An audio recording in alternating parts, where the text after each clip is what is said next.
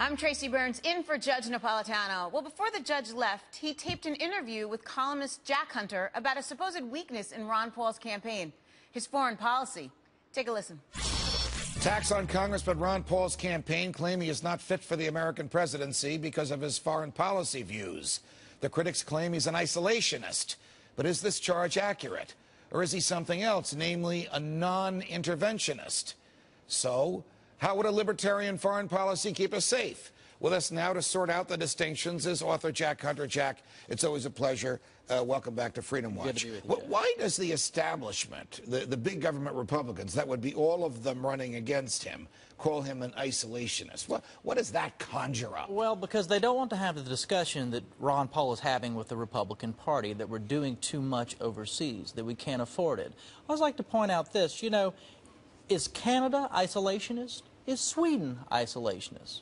If a country isn't everywhere in the world all at one time, spending all this money, flexing its military muscle globally all at one time, does that mean they're isolationists? Well, America, you know, is probably doing too much right now. A lot of our military experts think that. A lot of our political experts, and we know we can't afford it.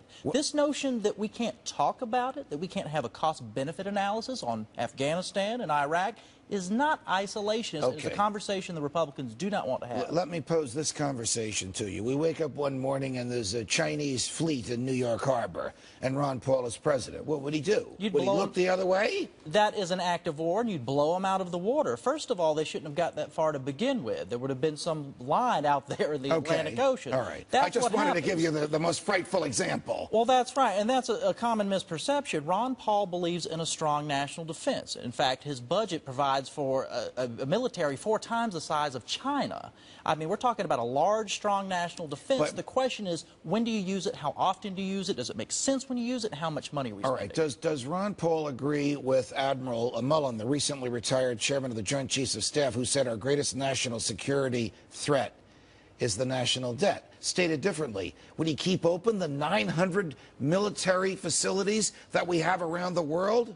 Absolutely not. There's a big difference, and Admiral Mullen was absolutely right, between a national defense, which Ron Paul supports strongly, and an irrational offense, which is a lot of what we do around the world today. All right, Ron Paul and Israel. Why is this controversial in the Republican Party? I mean, Ron Paul is in favor of the right of every nation to defend itself. There was a time during the Iraq War, Iraq-Iran War in the 80s, when Ron Paul stood up for and defended Israel against the other Republicans, one of whom was Ronald Reagan. That's exactly right. And Ron Paul said repeatedly that Israel should be, and always has been, one of our best friends. You're talking about 1981, when Israel decided to attack a nuclear reactor, and the entire United States Congress condemned Israel, except who?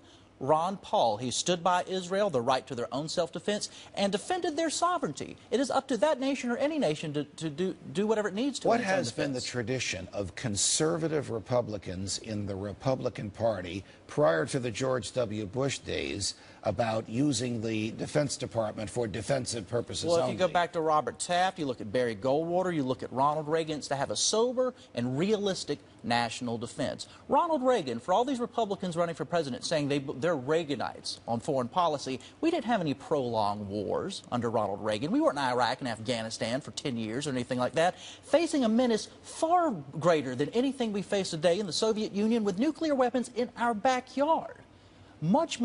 Something much more worse to deal with. And yes, Ron Paul is closer to what Reagan believed in, Barry Goldwater, Robert Taft. It is the conservative Republican tradition to be sober in our foreign policy. Got it. Jack Hunter, it's a pleasure. Thanks very much for joining us. Thanks, Judge.